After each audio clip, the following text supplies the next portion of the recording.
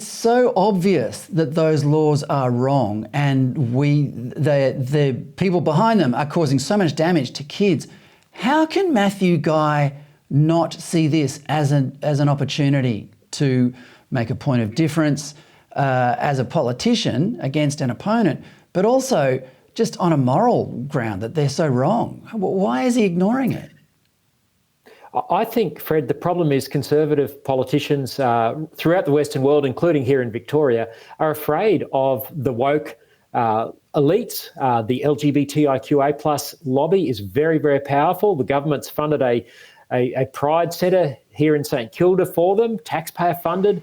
Matthew Guy, he's even bowing to this, and you know, he's announced as an election promise that he's going to fund 2 taxpayer-funded lawyers at the Pride Centre to go after people who disagree with LGBTIQA+ ideology, whether it's on gender or marriage or whatever. So they're afraid, Fred, and that's the problem. There's just no courage in the Liberal or the National Party, apart from a few individuals, but they've been made voices in the wilderness because the party hierarchy come down hard on anyone who speaks out against these things. And so Matthew Guy is on a unity ticket with Dan Andrews on some of the most extreme laws that you'd see in the world. Well, it wasn't long ago that those laws would have been laughed out of Australia. But what you're essentially saying, Lyle, is that there is no freedom of speech within the Liberal Party. Is that right?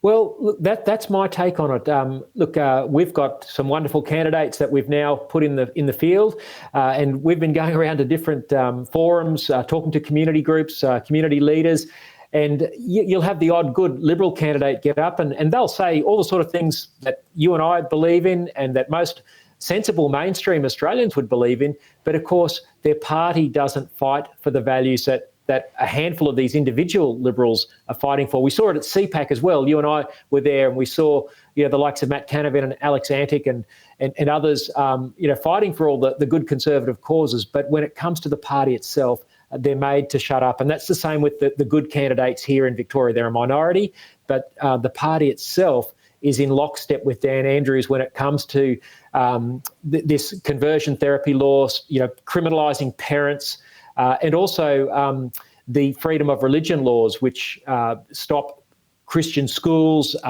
even Muslim schools and churches and mosques from employing staff who share their ethos. That freedom has gone as well. We'll get to freedom of religion in a minute because that is a major topic. But just before we move on, the sort of bigger picture, what's your reading of the mood in Victoria right now? Look, I think it seems to me, and look, I'm an outsider. I've been down here for the last couple of months working on our campaign, but it seems to me there's almost like a Stockholm syndrome here. The sense is that Dan Andrews is going to get voted back in. I think he'll lose a bit of skin. I think there'll be a move, a swing away from him. I think the Liberals will also lose some skin. I think that teal phenomenon is here as well in the blue ribbon inner city seats that were once Liberal heartland. So I think Libs are going to hurt. Dan Andrews is going to lose some skin, but I think he's going to scrape back in. And the real question will be what will be the shape of the upper house, which is where Family First is concentrating. If we can get enough good conservative-minded people in the upper house, we could perhaps block some of the damage over the next 4 years.